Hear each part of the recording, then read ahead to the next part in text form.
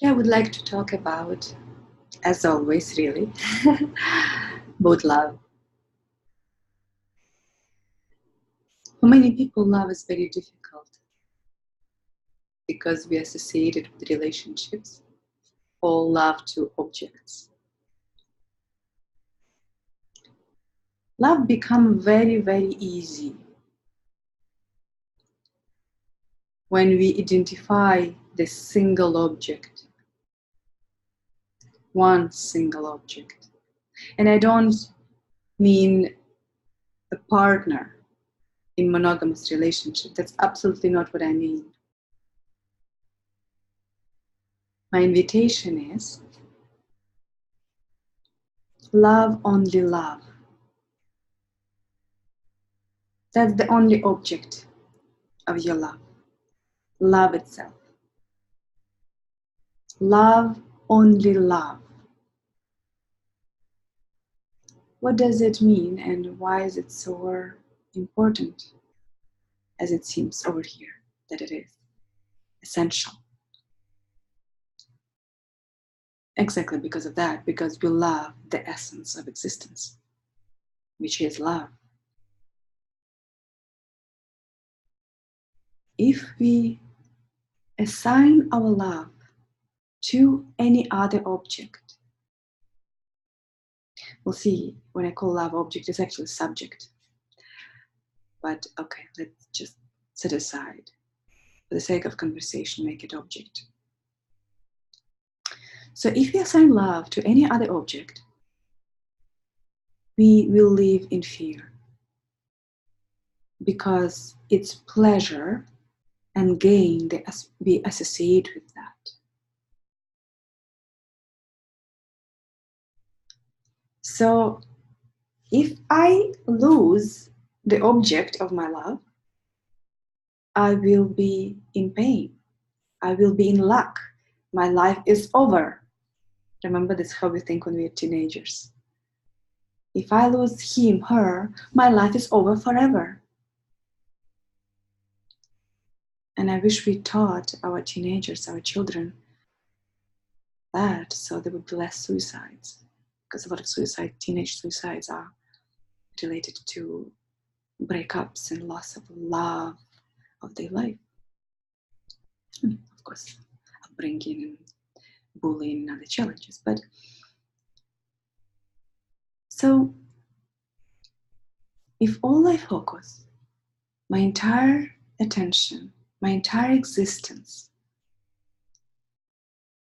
on love of love, love of love itself, then my love is absolutely object independent. It doesn't mean that I cannot love people. I can, but I never put my entire self, I never invest my entire self into this human being that can vanish at any point. And people vanish out of our life, as you probably have learned by now. Friends come and go. Parents die.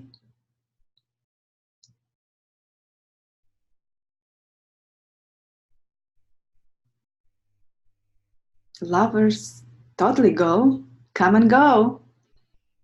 Because romantic, erotic relationships are so subjected to pleasure. You give me pleasure, I'm staying. You give me pain, I'm going. Well, unless I want that pain.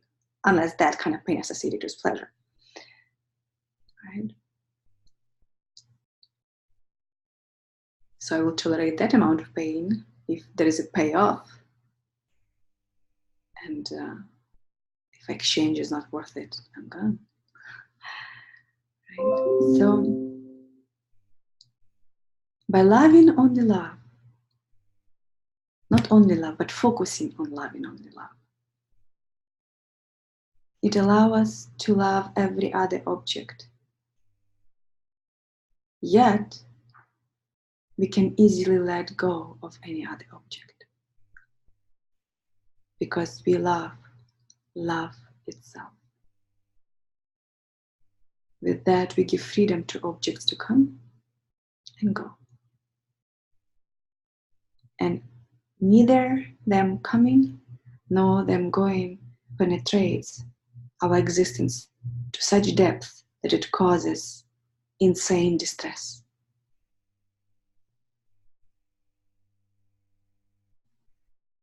Love, only love. And with that, everything else will be loved as well. And it will be loved better, deeper, freer, which will allow you to give to your object more pleasure and less pain. Because there will be no grasping, no conditions, at least not that many. We're still in human experience, in human body. So, love, only love. So love the content, not the form. Loved with forms, it will come. It will be there. Because that's the human experience. It's such a human experience. But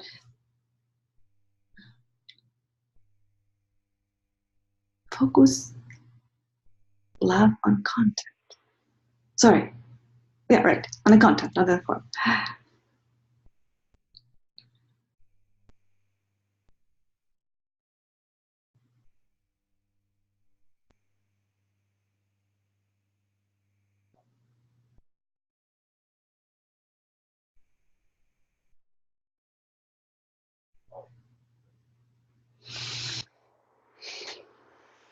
It sounds so simple, really.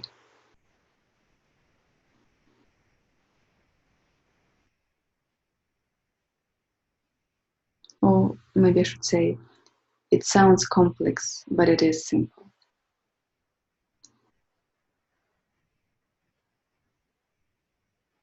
And the simplicity of it in its outcome, when you learn, and there's a learning to that, it's a practice. It's a practice to redirect your love from an object towards the content itself. Not the form, but the content.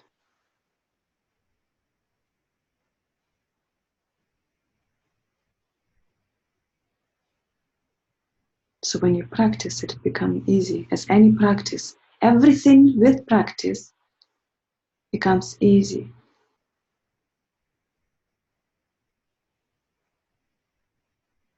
But are you willing to practice that? Because it's very seductive to be mesmerized by the object, romance. It sounds so seductive, and it promises so much excitement. Hey, you still gonna have it all, and you can have more of that actually, with one partner or many partners, whatever your choice will be. But there will be purity that will allow you to feel more, to experience it much deeper, much more intense in a sense, but not intense from place of lack, but intense from place of I have so much to give, and I give without boundaries. I give fearlessly and fiercely. I give because I have so much in me that it's overflowing, and I will explode if I will not give it to you.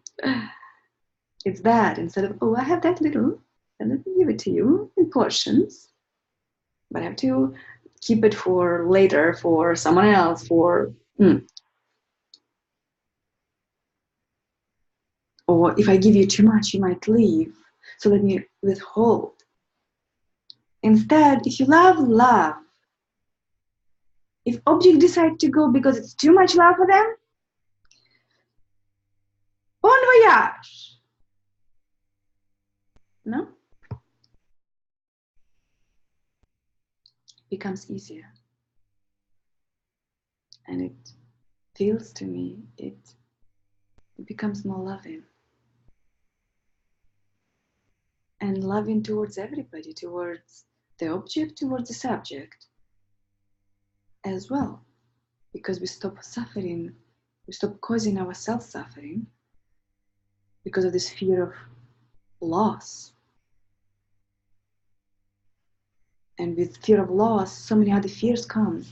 Fear of being inadequate, unappreciated, unseen, unheard. Gosh, would I end with this? Would I begin? Where do I end? It's endless list of insecurities, of not enoughnesses. And if we meet it with this idea in this invitation that I'm extending, love, only love. And see, the word only seems like it fails because it was like exclude everything else. No, just focus the attention on love itself. And it's not just this feeling of love, it's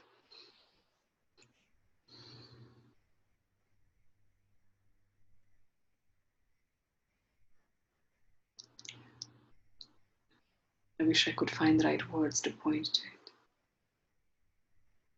But I'm sure, I trust, you sense what I'm pointing to. It took me a long time to find myself in this. Love, only love. So when a friend comes, you cherish him or her. When they go, you give them love and embrace if you have a chance, or imagine that you're giving them if they're already gone, slap the door and gone. Whether they love you or hate you due to the ignorance. That's what hate looks like. And that's the trick with the subject-object love. It's relationship of love and hate. It's not love, it's love and hate. It's always love-hate relationship. It's not love relationship.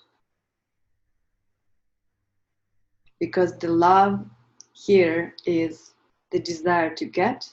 And if I don't get, I hate it. I resent it. I minimize it, put it underground to justify my hate. So if it promises pleasure, he will be put on pedestal. Oh my God, I know it so well. I have been put on pedestal so many times and I was not asking. And then they drag you for your foot or leg. Put you in mud to justify the hate because I'm not getting validation. Whatever I'm not getting. Whatever it is not getting there. Not get there, not gotten there. My English. You can correct it in a comment. And I think you experienced it too. On either end, you either tend to put people on pedestal, so it's easy for you to love them as you think love, and then put them down, if that's your tendency, or your tendency might be to create obsession in people, so they want to put you on pedestal and worship you, and then boom. Because I can't have you all for me, or whatever else. You can't satisfy the addiction or whatever it is. You will be dragged down. Salt and pepper on top of it. Feed around. Whatever the story of human drama, tragedies, it's all just Maya, the play of the illusion. Love is not an illusion. Objects in relation to love are illusion, illusionary. Love is not illusion. Love is all the reality there is, as it seems.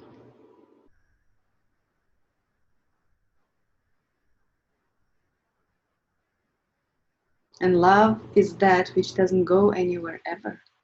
It's always there. When you feel it in your heart, you will know that it's always there, and you probably know it, that it's always there. And it can feel like kindness, it can feel like fullness, it can feel like compassion, it can feel like wholeness. It feels like many things. And you know it, it's love.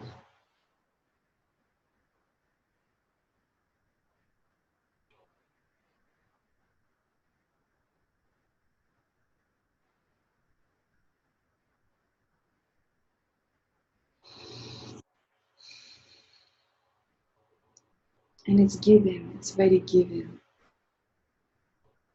There's not much of getting in there. Though you will get, you will receive. But the intention is not to get. And it's a practice. So, my invitation for today, love, love itself. Focus your practice on loving love itself, not the objects, not the forms, but the content. And make that content rich and powerful and boundless and.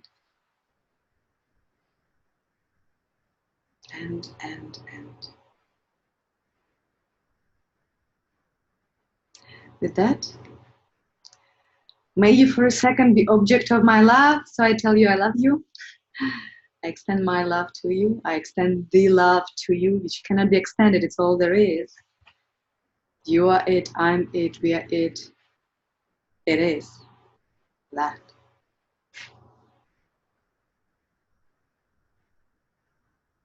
Love to you in all forms with one single content that is the focus of the attention. Love, love itself. That's the invitation for today. Till next time.